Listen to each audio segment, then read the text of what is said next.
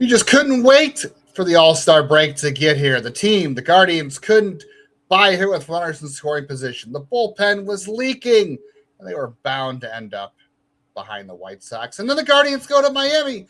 They sweep the hottest team in baseball. And also they added 20 new players to the organization. You got all that? If not, we got you covered here on Locked On Guardians. Parker Messick, Cleveland Guardians. You're listening to Locked On Guardians. You are Locked On Guardians, your daily podcast on the Cleveland Guardians. Part of the Locked On Podcast Network, your team every day. 11 hours of draft coverage. Oh, no, my friend. 13 hours and 20 minutes. I did the math. 13 hours and 20 minutes of draft coverage later. 3 games, the Futures game. And there's a lot to cover on Locked On Guardians. Luckily, if you didn't catch up with any of that, you are in the right place because this is Locked On Guardians, the only daily Cleveland Guardians podcast that covers your team every day from the majors, the minors, the draft, and everything in between. And I can't imagine one piece of organizational news, Jeff, we have not covered at this point this weekend. But we're going to do it all again here for all of you who show up every day and give us someone to talk to. Otherwise, Jeff and I would just spend 13 hours talking to ourselves, and our wives they do think we're crazy. On today's show, though, we'll talk about a couple promotions in passing and the Futures game as well. We'll go over some draft highlights today. We'll dig deeper into the draft as the week goes on because there won't be as much baseball to talk about. And honestly, Jeff and I just did 13 hours of draft coverage. We'll talk about the Guardians comparisons from the first half of this year to last year. And Jeff, we got to talk about everybody getting back on the Guardians bandwagon after sweeping one of the hottest teams in baseball on the road to end the first half. But today's episode is brought to you by our friends over at FanDuel because the biggest stage in the world soccer is here. Let there be goals on FanDuel. Visit FanDuel.com now to get started. And as of course, that is Jeff Ellis, host of the show for 8 years, a day oneer of Locked On MLB. Even if no one acknowledges it, I will, because I've been listening to Jeff since I was aware this podcast existed. And then I joined him in 4 years in. So been a lot of fun. And this weekend, we definitely spent more time talking to each other than our families. I can promise you that. And thanks to everybody who tuned in along with us. If you haven't had a chance to go and listen, both of our live stream days of coverage of the draft are up live on YouTube. We are not going to put it up on audio because it would take too long to download. So you'll just have to ingest it in pieces or download it as an MP3. Maybe for the insiders and everydayers, we will do that as a file, but to put it into our audio cast versions, it would take a little too much time. So go to YouTube, check that out. We were literally live for 13 hours and 20 minutes, as Jeff just tweeted at me. So we'll move on. We'll get draft coverage later on in today's show. But the Guardians, they finished up the Minnesota series with a win. We kept saying, well, great. They keep avoiding getting swept, which, by the way, Jeff, and the first half officially ending, they've played more than 81 games, but with 97. The first half, 97. But with the first half of baseball, the All-Star break coming up this week, the Guardians have only been swept one time all season long. They are tied for the lowest in baseball. There's 4 different teams I saw that have been swept once in baseball, and the Guardians are one of them. That's the lowest all year. They've been good at avoiding sweeps, and this is their 3rd sweep of the year of the Marlins. They finished off the Twins in good fashion, and then they went to Miami. They pitched their butts off. The defense was much better than it was in Minnesota. Nice throw today. Was that Watson who saved a run with that throw? I was trying to remember. Watson and Kwan both saved runs this weekend. We'll talk about that. Yeah, and they got timely hitting. The starting pitching was good. Eric Sabrowski was still struggled. Cade Smith gave up a run, whatever. And then the rest of the bullpen was fantastic. And so they had a lot of timely hits. They actually could buy a hit with runners in scoring position for a change. So a lot of good things in this series over the weekend. It's almost like you don't want the first half to end because it figures the Guardians got on a roll, and here comes the end of the first half. But did a lot of little things very well this weekend. I mean, starting off with Sunday's game, like Brian Rocchio, 2 key hits. They use speed a lot too. Like I know we were talking off air that like Kahlil Watson has been struggling lately, but in this one specifically, he had an infield hit that led to a run. He stole a base, Bazana, and I think there was a double steal involving Arias as well, who had 2 steals in a game. I know Bazana's had some steals that led to a run in this weekend. So they've used speed to their advantage quite a bit this weekend. And then twice they trusted Franco Alaman in leverage spots. He came through for them. Hey, Sean Armstrong, clean inning today. We'll take that. Just a lot of very little things well in this game. Watson threw out a runner. Saturday's game, Kwan threw out a runner at second base before the run came across the plate at home that pushed a run off the board because the runner got caught overrunning second base and the runner from third didn't hustle. So attention to detail really returned this weekend, in my opinion. Yeah, it was, it's hard to not be impressed because everyone was kind of doom and gloom after the previous games, and the Marlins were the hottest team in baseball. Everything's about the hottest team in baseball. All these things, all our write-ups leading to this series are putting them amongst the best teams in baseball. They have been unbeatable. And the pitching shut them down. The bullpen, for the most part, did their part. And then, like you said, there was timely hitting. DeLauter needed some rest. That much is clear. He's been fantastic since he came back. And I do the 3 stars every single game. As people know, I think I have it linked in my Twitter bio. And so every single game I sit there and I have to do the 3 stars. I do the expected runs scored.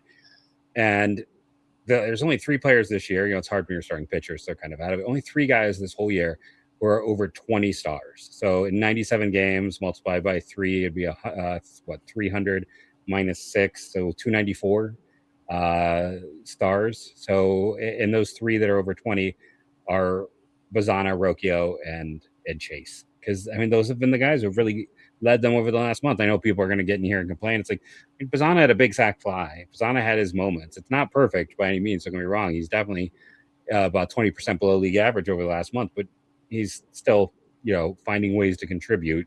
And then, Rocchio is continuing to do great things. And again, DeLauter needed that rest. Chase DeLauter. That's what you might say. It's a bad pun. Chase, man, the man's on fire. He didn't homer since May 17th or May. It was sometime in May he homered. And then he had 3, 4 this week, I think. He had a couple in Minnesota. He had 2 this weekend. Saturday night, I think he got walked twice, I want to say, because he got walked twice on Saturday because they just were not going to pitch to him. He no, it was not an IVB, but he basically got pitched around. But yeah, he was on a stretch there. He just was not hitting any, he was hitting, but he wasn't hitting for any home runs. Yeah, so he went from May 17th until July 5th without a homer. Of course, he spent 12 days on the IL with that. But then he had literally 4 in the last week. So 4 of his 11 home runs, that's kind of what DeLauter's been. As I said, that's what he is. Yeah, when he gets hot, bunches. The home runs come in bunches. Yeah, because he had 5. He had 5 the first month of the season, and then so his nickname should be Bananas because when he gets hot, it's all bunches. Yeah, Johnny's Bananas. Yeah, he's at 11. He only needs 9 more, Jeff, to reach that elusive 20 mark. That's been 12 years since a Guardian/Indian did it. I know he missed time with the rib injury, but I still also have to say he's been healthier than I expected him to be. So it's been fantastic to see. Maybe I was too negative. I could definitely get into those 80 loops, 80 games played, Jeff. 80. He's played a half a season. I know. He's never. Gosh, you take his 2 highest guys no matter what, and I don't know 2 highest year. Yeah, he might beat his 2 previous high seasons for games before this year is all said and done. Yeah, I'm knocking on the wood right here on my desk. So if anyone complains, it's not you hitting this thing. It's not. Yeah. It's me this thing. Exit velos are good. Hard hit rate's good. He's squaring the ball up. We know he doesn't chase. Everything looks good over there. There's some other areas he could improve on, but and you know what? He's not a negative in the outfield. I wouldn't say he's been great, but he's not been a negative. Everything here looks fantastic. If he had not missed, well, I guess the time missed didn't matter because he was struggling. As I say, he would be further along in the rookie. He had some ups and downs. Kevin McGonigal has been too good, and he plays a more valuable position. McGonigal's at a 137. He had the preseason height too. Yeah.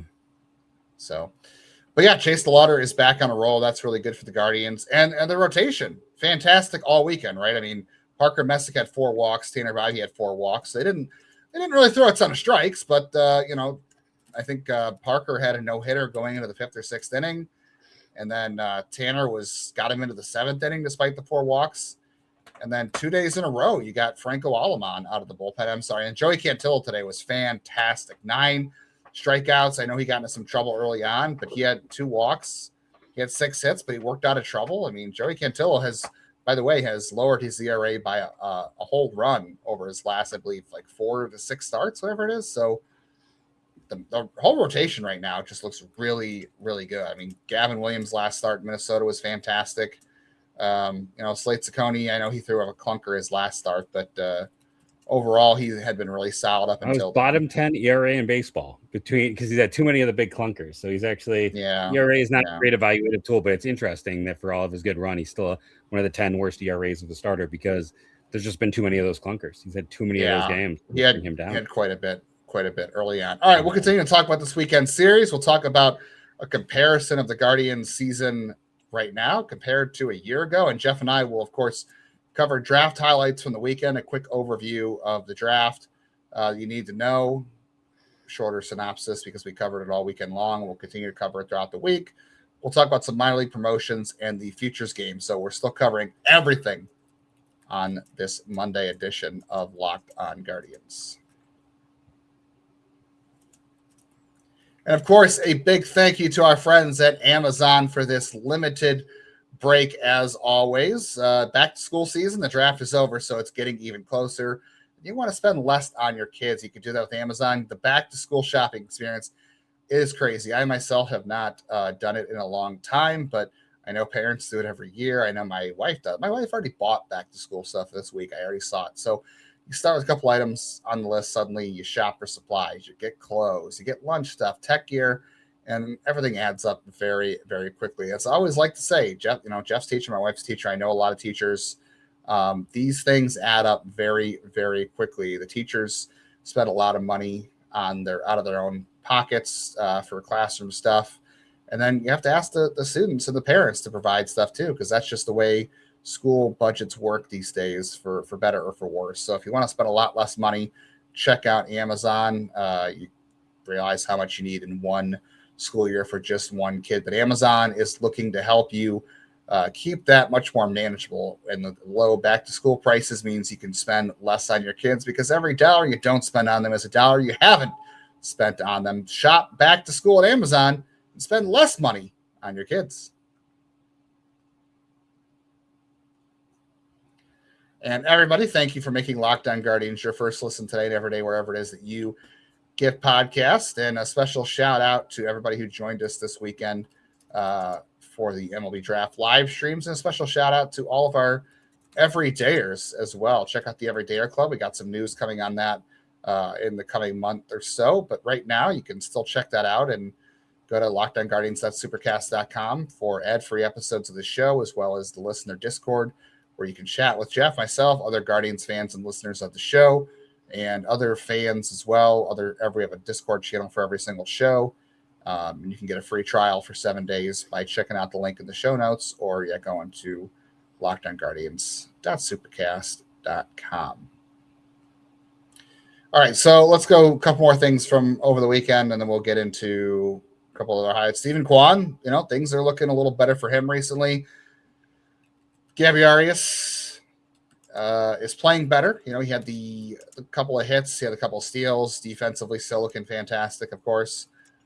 Carrying a really, really high BABIP. But, man, he has been a saver on this team since Jose went out. Like, no matter what you think of him, since Jose has been gone down, like, he's been one of the better hitters on the team. Without him, they'd be in rough shape. They're exactly 500 without Jose, by the way. Yeah. So they are 13-13 without Jose Ramirez. He's missed 26 games. Is that what I've seen? It sounds about right. Yeah. Yeah. So either way, they're exactly 500. You were going back. We were talking off air about the last 30 days of data. That doesn't include today, but Chase DeLauter is your best hitter the last 30 days.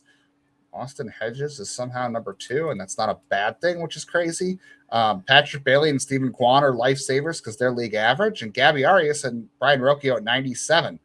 Those are the guys that have been carrying your offense the last 30 days. It's not Watson. It's not Manzardo. It's not Bassana. It's not Hoskins. It's not Schneeman.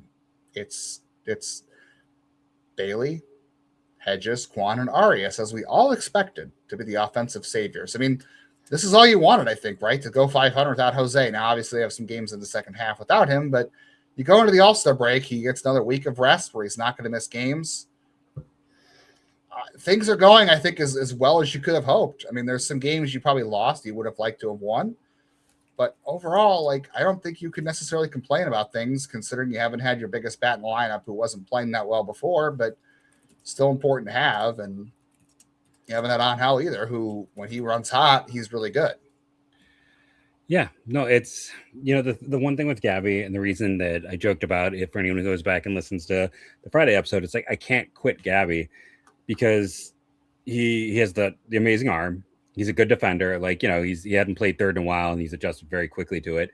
And then just the bat speed. He has the best bat speed on this team. And while bat speed isn't everything, bat speed can be enough to make you be successful. And that's, he certainly had his ups and downs, don't get me wrong. Yeah. But, he's had some games where, the 3 home runs in the week was pretty spectacular. It's like, I joked on the show that he, when Jose is healthy, that the fix for this team is to put Gabby at second and Pizzana at DH. That was could be that. My joke on the show.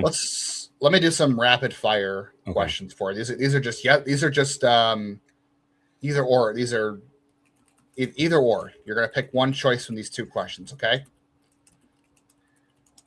Catcher, Bo Naylor in the 2025 version of Austin Hedges, or Austin Hedges 2026 and Patrick Bailey? The current year. Okay. Carlos Santana or Kyle Manzardo? Manzardo. Daniel Schneemann or Travis Pizzana? Pizzana. Brian Rocchio of 2026 or Gabriel Arias of 2020? Mm-hmm. Jose of last year. Jose. Last year, Jose. Angel Martinez of this year, Angel Martinez of last year? I guess this year. I think this year's been a little more consistent, but I've watched them be exactly the same. Yeah, they're about the same. Stephen Kwan of this year, Stephen Kwan of last year. For the first half, last year. Nolan Jones or Chase DeLauter? Nolan Jones. Kyle Manzardo or Rhys Hoskins? Manzardo of last year. Yeah, I'll take Manzardo from last year. Yeah. So outside of Jose Ramirez, you picked everybody at you picked Stephen Kwan of last year. And Manzardo at DH. So 3. Yeah, and Manzardo DH. So you essentially and picked Nolan everybody. Jones, so 4. Yes, so you picked everybody from this year for the most part. It's just Jose and Kwan, and then DH. I picked last year's version. So that's 3 players from last year. The rest were all current year players. And those are the 3 players that were the pillars of the team last year. Those are the 3 guys that carried the team. Points. The Guardians are 51-46 at the break this year. They're tied for first place with the White Sox. The Guardians were 46-49 last year at the break, and they were well out of first place at that point. And honestly, the worst was still yet to come at that point. And somehow people still want to say this team is not as good as it was a year ago, that things are worse. Because people like to hate. Tell me how. So can I also add more to it? So through the course of last year, again, going back to my 3 stars, I also do box score bingo, which is basically the idea for every 4 base runners, you're going to get a run across. And a year ago, Cleveland as a team averaged 3.6 expected runs on 11 base runners per game. It was over the course of all of 2025. This year in 2026, they're averaging 12, which is an expected of 4. So it's not a huge improvement, but still an improvement. It is. They've gone up in terms of their expected runs per game is at 4. Now I know people complain, but they're actually only averaging 3. And again, I'll point out the average run value for a team in the American League this year has been 3 runs. So they've been, I'm not going to sit here and say they've been an average offense because we know that's also not the case. But I think one of the big things that sticks out is like when the lows are low, they are super low. And when the highs are high, like we have some fun, but it's a better team. And you're just talking about the hitting. Let's also be honest. Like Tanner Bybee at this time a year ago was in a massive struggle. He didn't really get it together until the last 2 months. Gavin Williams had not taken off yet. He didn't take off till the second half. Joey Cantillo and Slade Ciccone. Slade was better in the first half a year ago in terms of consistency. He's been we were still struggling with Luis Ortiz at this point. Yeah, you had Luis Ortiz, who again I wish he had not been a dumb kid because I still think he'd be a dynamic weapon in this pen right now, like he had been in Pittsburgh in the past. Yeah.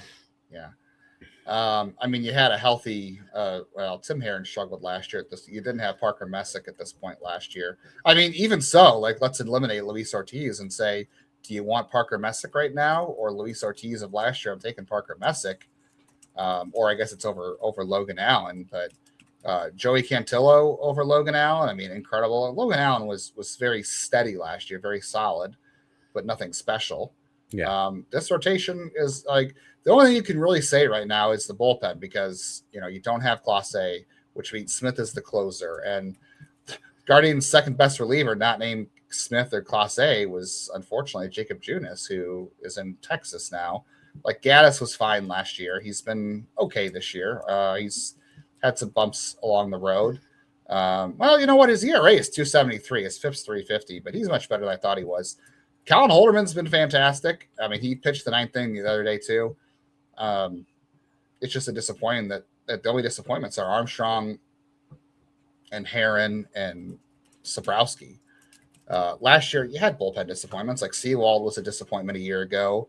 You were relying a lot on Colby Allard. You didn't have Sabrowski for most of the first half, and then you were running out guys like, you had Zach Kent a couple times. Geez, Carlos Hernandez. Walters got hurt very early on, so yeah, it was kind of messy a year ago. So even so, I think the bullpens at the very least are even, is what I would say. And they hadn't used Franco Alamont, who's been solid so far. So yeah, it's amazing to me that anybody would say that they thought this team was worse this year than last year. I mean, they're clearly better. I don't care what run differential says. Weird things happen, and this team. Knee-jerk nature of baseball. It's also the what have you done for me lately principle, and it's a kind of a lack of, I don't want to say perspective, but it's people, we all tend to focus on what's been recent. Recency bias is probably what I'm looking for.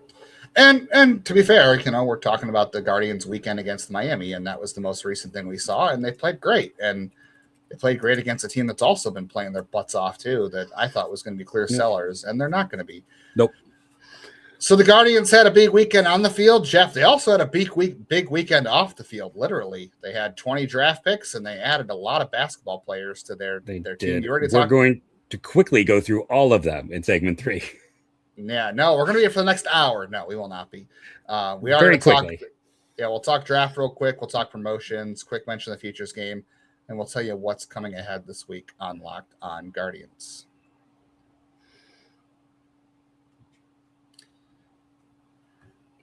The greatest show on turf right now is what's going on the world stage of soccer, and that is sponsored by FanDuel. Changing the game because sometimes your player gets subbed off and your bet goes right out the door with them. Right now, FanDuel Super Sub. If your player is subbed out, your bet stays in. That's right. So if your player leaves the match, your bet is going to continue on with the substitute. So you're in it till the final whistle. How about a mulligan for that? You don't get that a lot in life, mulligans, not like that. So matches like these, a lot of things can happen. You get down to the wire, your bet is going to go the distance. So let there be goals this summer on FanDuel. I'm not going to give you any soccer advice because that would just be very poor advice for me. That'd be like also me giving you financial advice. But what I will give you advice on is the home run derby odds. So Kyle Schwarber is the favorite at plus 340 for the home run derby.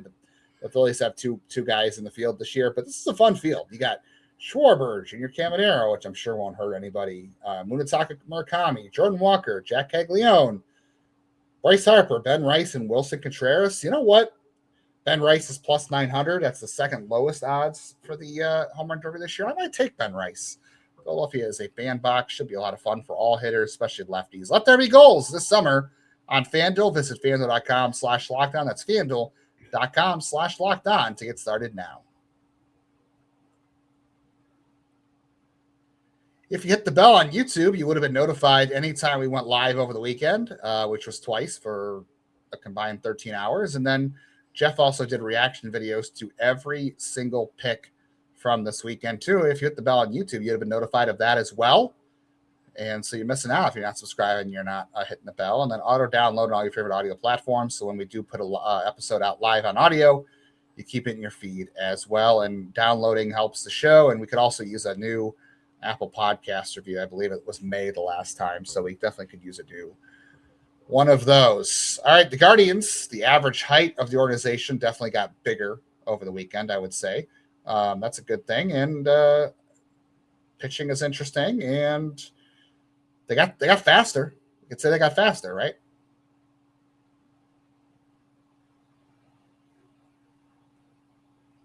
Yeah, like I said, So I know, people come to us for the draft. So we're going to do in-depth player talk throughout the week, but I thought we could just start today with a kind of a quick rundown. And I'm going to try to do this as quickly as possible, just so you can get an idea of some players. And then throughout the week, because there isn't baseball, it gives us a chance to go back in.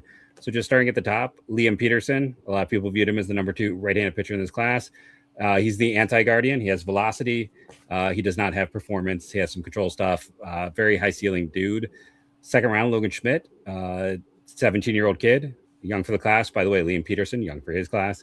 He's a 17-year-old lefty with good pitchability. Very typical guy. Third round, Broussard, young for the class. Hasn't turned 21 yet. Speed and defense in center field. Might be one of the fastest guys in the system. Fourth round was Cade Lewis, who is drafted as a third baseman, probably a first baseman. Doesn't chase, good contact, inconsistent exit velocity. Lucas Moore is an Ohio kid from the Cincinnati area, though. So he's a Reds fan. We won't hold that against him. But another speed defense guy. I like him a little. No, I like Broussard, has better athletic traits, but like Moore is very close in terms of like plus speed, plus defender.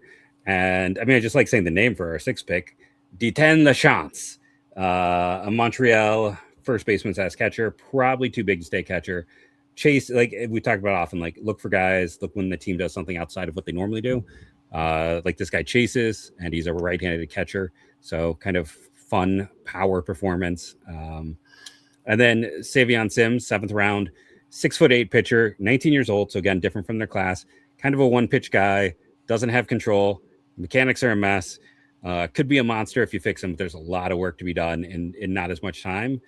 8th round, Matt Scott, a 6'7" pitcher who a year ago, some people thought could go in the first round, needs some work. Your 8th rounder, Mario Pesca, another 6'8" pitcher, this time a senior sign, save some money, but with some velocity. Stallion. Yeah.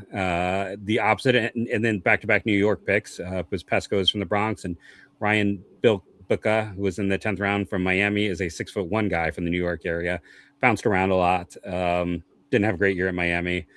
And then 11th round, we get a Cleveland kid. Well, not a Cleveland kid, but like from the general area. Like he's a Cleveland sports fan. You get Jake Bean from Louisville, who started at Kent State. He was a pretty big prospect as a high school kid in the state of Ohio. Didn't develop quite as expected. Has some velocity, good athlete, fun pitch mix, but it's the first time in a long time they've taken a kid who's like a Cleveland Guardians fan. The 12th pick, Ben Cleary broke me on draft night and continues to break me here. Ben, not Ryan, as I kept wanting to say. He's in the transfer portal to go to Arkansas, but if they took him here, he's probably signing. Kind of more of a utility guy for this team. Next up, Eric Descends, son of Elmer. Just hit everywhere I went. Was not a kid who had a scholarship out of high school. Great story that he continues to find. Just keep leveling up. Carson Lane in the 14th round is the first of 2 UNLV picks. He looked good in the MLB Draft League, multi-pitch mix, rough year at UNLV.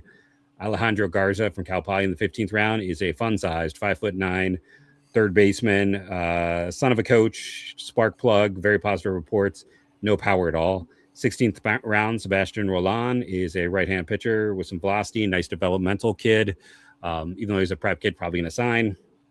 17th round, Tristan Lutz was a right-handed pitcher from Lamar who bounced around a lot. We'll see where they send him. Feels like a kind of like, they need some more depth in the lower minors. Parker Dilhoff is another Ohio kid. So that's 3 Ohio kids in this class. Again, more of the Cincinnati-Dayton area. Bounced around, didn't really get any chance to pitch his first 3 years. Through 20 combined innings. Seemed to be healthy, so it was just opportunity. Finally got to pitch. Had a decent year at UNLV. Going back to Lutz, changeup was a lot of fun with him. Going to Dilhoff, his grandfather played for the Packers. Good athletic profile. Interesting release point, some funk there. 19, Zach Cowan's probably the most famous guy they took on day 2. He spent the last 2 years working out of LSU's Penn. Was better last year than this year. Undersized righty, a nice strike thrower. And then 20th round, Parker Coyle is kind of fascinating because he has good spin rate. He missed bats. He doesn't walk anyone. He's a lefty, and you can never have enough lefties. He's drafted higher a year ago, and he didn't have a bad year by any means for Arkansas. It's just a year ago he was utterly dominant. So that's the quickest I could do in terms of a speed rundown. Like I said, we're going to go into all these guys in depth and give you a little bit more. We know that's one of the reasons people come here. We're kind of going to do in a back segment a chance to talk about all of them. I was going to say, if I had to go through like who's my favorite pick in this grouping, it's hard to say. I think it's probably Logan Schmidt or Liam Peterson, because those were the guys that were around where I had them for value. I had Schmidt at 37. I had Peterson at 20. So they're right around those parts. But it's very interesting because for the second year in a row, they win against type, win against expectation. They went for a lot of guys. Okay, they drafted a lot of super young guys. So that is so many kids who just turned 21 in June. Like almost every college junior just had a June, May, or April birthday. I don't think there was a single college player they drafted whose birthday was not in June, July, May, or April. They only drafted players from that grouping if they were a junior. But they didn't go for like the guys they're going to help level up. They went for guys where they feel like maybe they can help them figure it out. Yeah, I mean, Savion Sims is the only guy who was older for the class for the most part, and they avoided a lot of unsurety too. I mean, a lot of they didn't take a single high school hitter in this draft. They took all college. They took a couple college hitters, and they took 1, 2, 3 high school pitchers overall. So very, very college heavy class. Yeah, I'm with you. I think Schmidt, where they got him, is a great steal because a lot of people thought he was going to be a surefire like top 20 pick. Guardians picked 19. Peterson, they had their options there. No issues with that pick. I think Cade Lewis has a chance to be underrated because if they tap into a little bit more power there, like he's got a very pro style approach, if you ask me, in barrel control. Very interested in the kid they took out of Florida from Puerto Rico, Sebastian Rowland. Like that's a type they've kind of gambled on in the past and they haven't really done much with. But like I kind of like the athletic tools he's got there as a pitcher and the kind of starter kit. So it could be a lot of fun. And, hey, Matt Scott had a lot of hype a year ago as a first rounder. So for a guy who's going to come in under slot probably, I think that's got a chance. They did a good job saving money after the Savion Sims pick. Like I thought they spent their money pretty well in this draft overall. And I got to point out just a random funny thing. So every October when the season ends, so when the season ends, I start on it and then I start building in teams as they get eliminated. I do my way too early mock, which is even before the lottery, I know it's kind of silly because the lottery changes things so much, but I do it every year because it's what I've always done back before there was a lottery.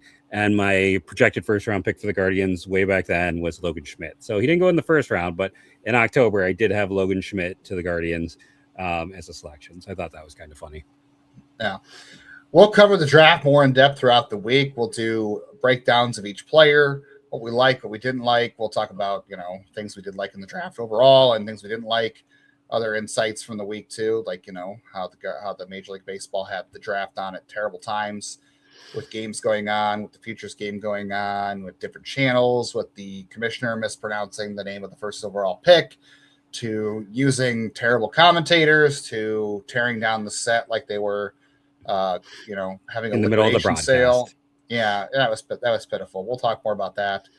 We'll also talk more about this. There are promotions coming here from the minor league side of things. So the biggest bits of news that you probably want to hear about today, if you've gotten this far, is Juneiker Caceres. He's going to be a Lake County captain come Friday. So 20-year-old outfielder moves up to high A. He had a home run in his last at bat in low A. Nolan Schubart, I believe he extended his on-base streak to 43 straight games on Sunday. He'll be an Akron Rubber Duck on Friday, as will Aaron Walton, who I think has been the best player in this draft class, although Luke Hill was good before he got hurt. He's been out with a shoulder injury. He'll be joined by Ryan Cesarini and Dean Curley in Akron as well, along with some other pitchers that are filling out the bullpen.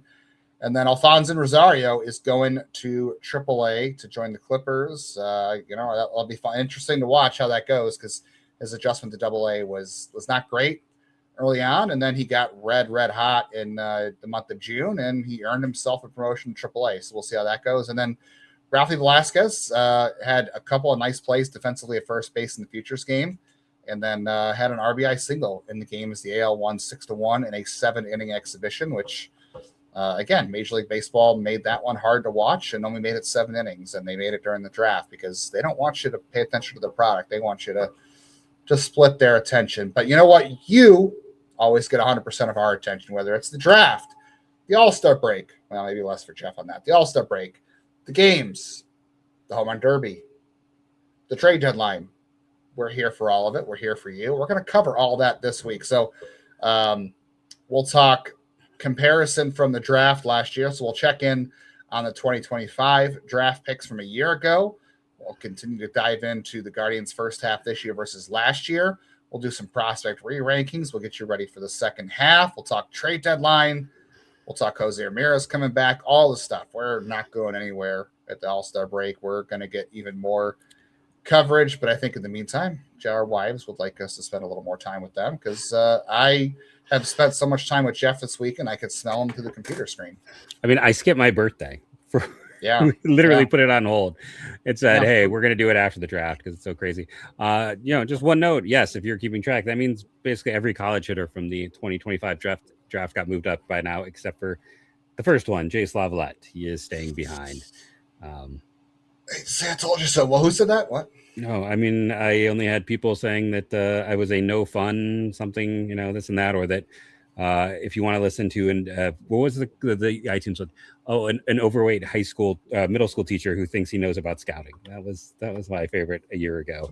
So yeah, it's fun times, and we bring this up just because it's Hey guys, it turns out maybe all the time we have spent doing this actually has some value. Not saying we're always we sit in our basements talking about baseball. We have nothing else to do in our lives. Not saying we're always right. Cord Phelps is out there waving at me from a distance for both of us. But Cody Anderson somewhere out there giving me a nice wave too. Yeah. I mean, I didn't take Tanner Bybee in my redraft of my shadow draft, so that was definitely one I got 100% wrong. But it's hit or miss. But this was a fun class. Paulino up to these days. Yeah, you're getting a punchy version of us after doing 13 hours of this over the last 2 days plus this show. Mm-hmm. But we appreciate all of you joining us. Remember to rate and review, download daily. It helps. Set it to auto. That's the easiest way to make everything super fun for us. And hey, if you want to go check out my hour-long mock that did very middling, and make sure to check out any of the other ones. We have a lot of content. If you really enjoy us, just having fun, being off the cuff, we have hours of content from this weekend for you to go and enjoy. But thank you all for everyone who joined us today. And go Guardians, go.